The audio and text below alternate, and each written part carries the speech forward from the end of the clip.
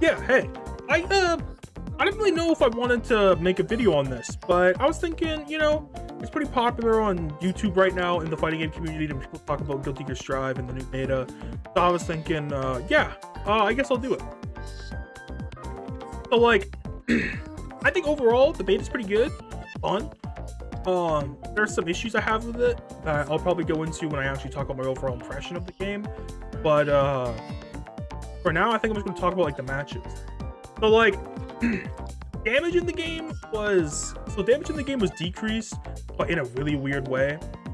Not weird, but like in a way that I wasn't a fan of. Instead of just actually toning down game, like the damage of moves overall, they decided to make combos weaker, which I kind of just didn't really fuck with. They just made like combo extensions and juggle points and stuff a little less strong, but then on some characters it still stays the same. So some characters shit out high damage combos that go like corner to corner, and it makes this huge issue that I think the game overall has with characters that are like how they're designed and stuff, which I'll talk about later. I think besides that,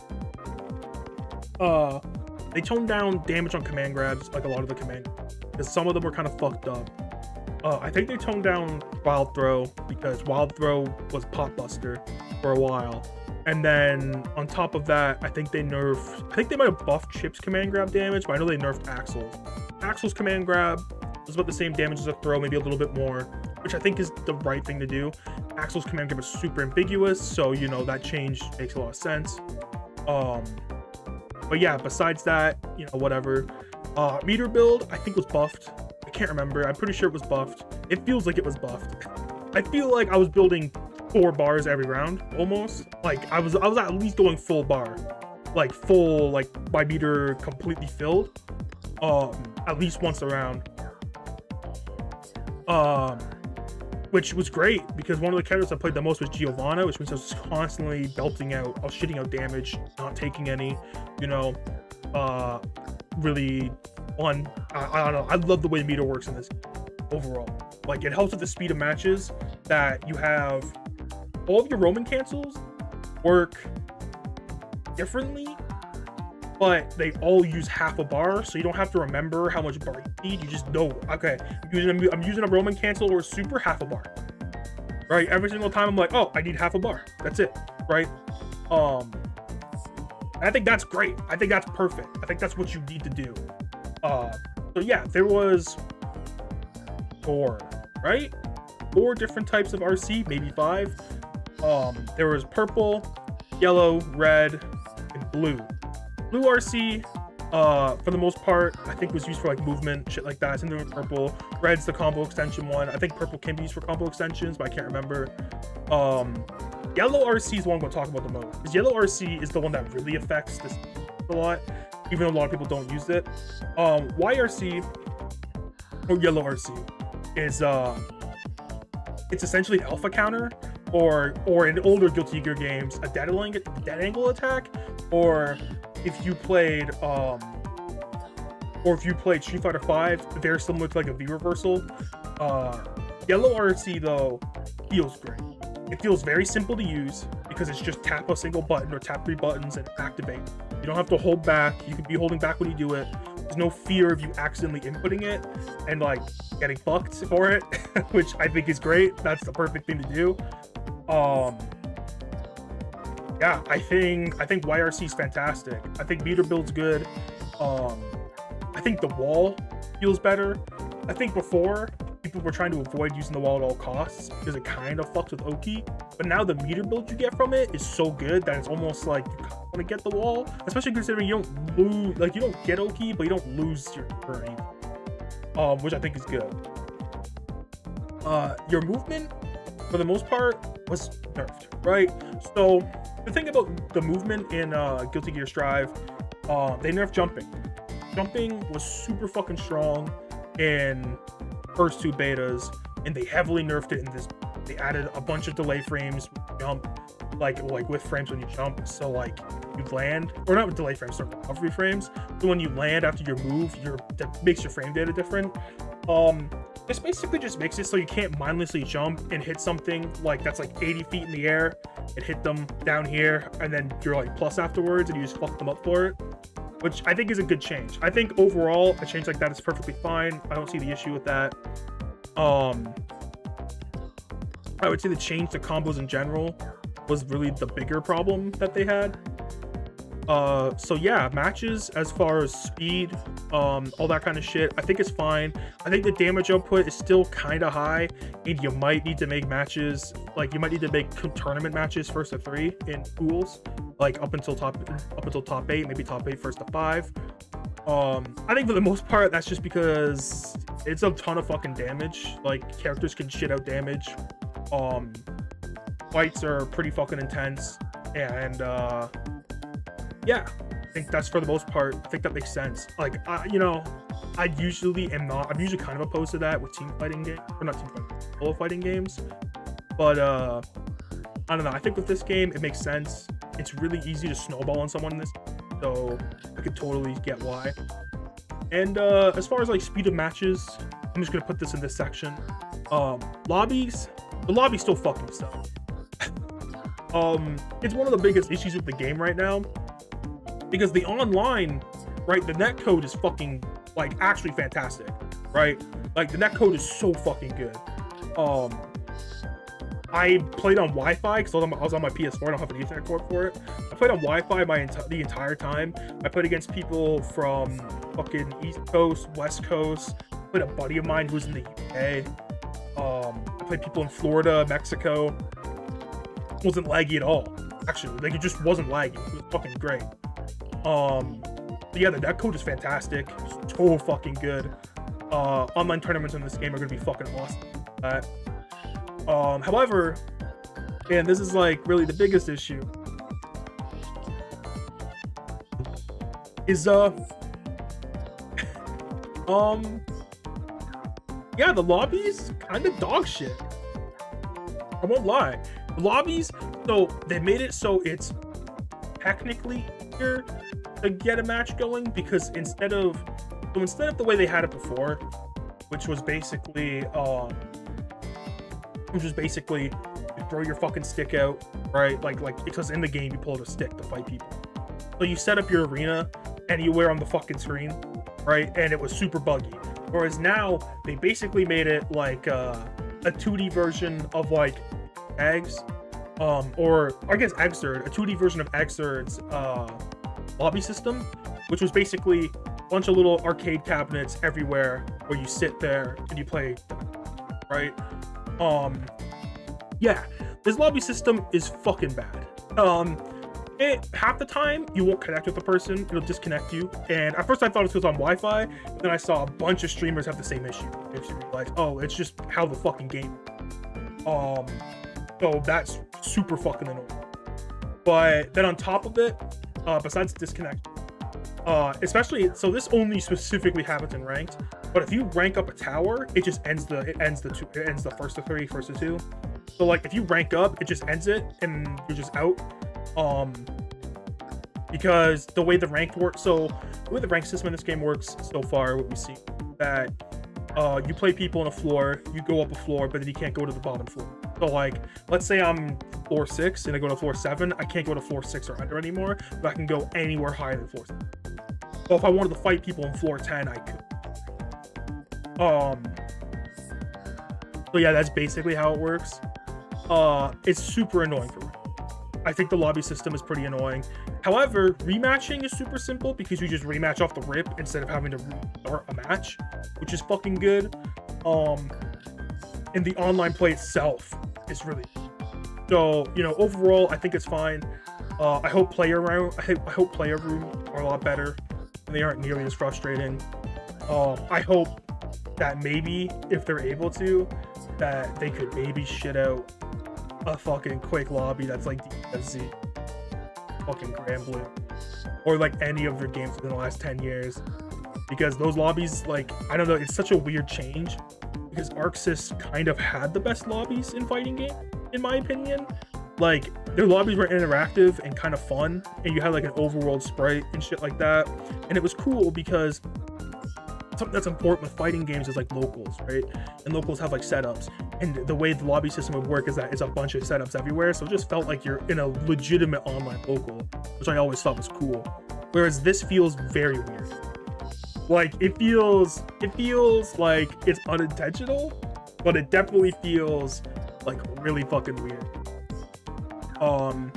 Yeah, I just wasn't a big fan of it, really, the lobbies.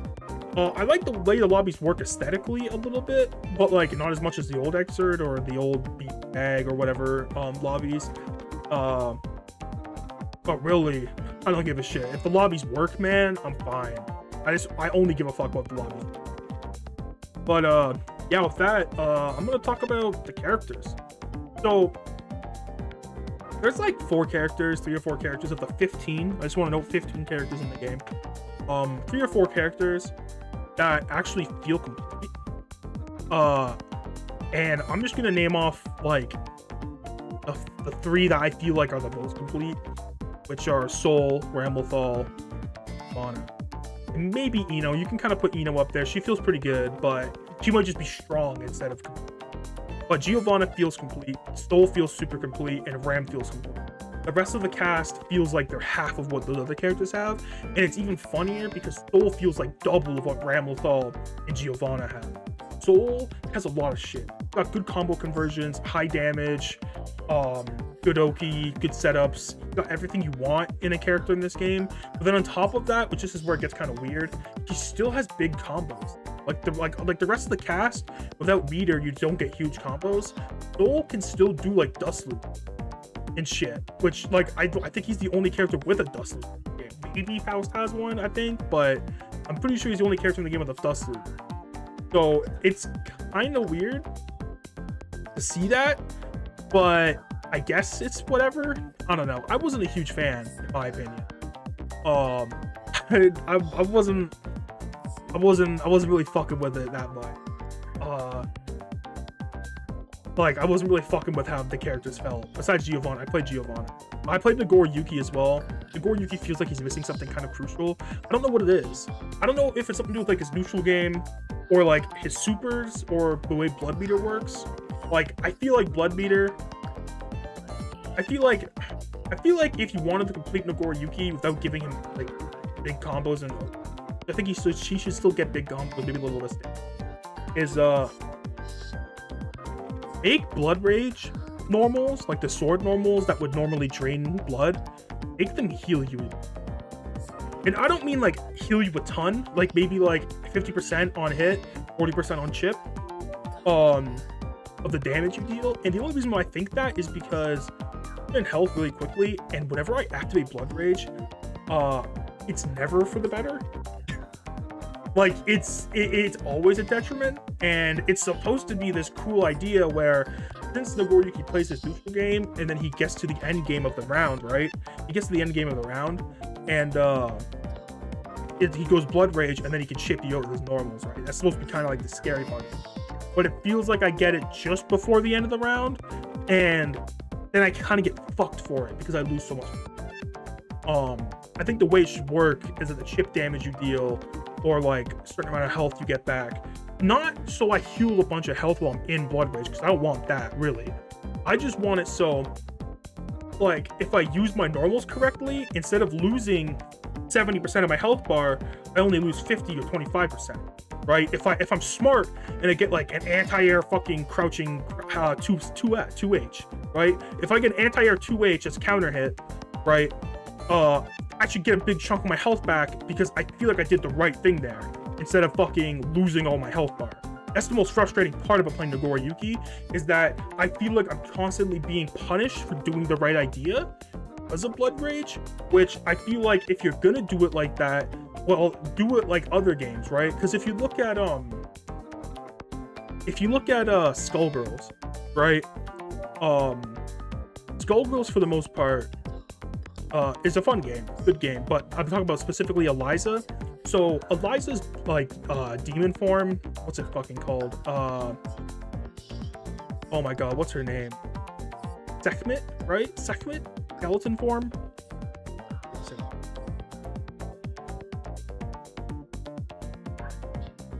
So like Eliza's skeleton form drains health per second, right? However, what they did was they made it so her skeleton form drops health orbs when she hits them, so she heals some of the damage that she drained herself of back. She also has a super that gives her health back, right? That's how you kind of have to do it in Nagoriyuki, because I feel like Nagoriyuki's a slow character, and even though he has high damage, his buttons and shit being really fucking slow is a complete detriment to him when he goes into fucking Blood Rage mode, because then he loses a bunch of health that he literally can't get back. And I think that's like my biggest issue. I can't really talk about other characters because I didn't really play a lot of them. Even Giovanna, I didn't play a ton of. But like, yeah, that's one of my biggest issues is Blood Rage, I feel like always comes out in super clutch situations, which is like not the good time for it to come out. It just comes out at dog shit times. But yeah, I think in the future, I don't think they should nerf Soul when the game comes out. I think they should just make every character with as much effort put in as Soul. That's like one of my biggest issues. It is Soul feels so good to play as, even if you don't know how to play them. Whereas the rest of the characters, it's just kind of a slog sometimes. Whereas Soul feels like you can do whatever the fuck he wants. I don't know. That's just like my opinion. I'm not like anyone crazy at the game. I got the floor at 9 or whatever. I'm like, okay. I'm just giving out my ideas here. Other changes that were made, I think, were like some Gatling changes. I don't know much of them, but I know that they did it so some close 5S, like some close slash into 2D, which is sweet. Gatlings now, which is like good for some characters. Like I'm sure that's mad good for Axel, because that gives Axel a close slash combo. I know it's good for like Ino and like Anji and like a lot of those characters. Nagoriyuki, it's okay on. I don't know. I didn't really practice it that much, but I'm sure it's good. Overall, it's just good. It felt like getting 2D was kind of too awkward a lot of the time, because it was only out of like K or 2K. So it feels really good now that you can get it. The other change that I also really fucking like is 6P. 6P changes. 6P feels way better in this version of the game. It anti-airs more consistently for every character. It functions more similarly to Guilty Gear Xrd 6Ps, which I liked because it was almost like a universal reversal that every character had, which is fucking good. Yeah, it felt great. Besides that, the character changes overall.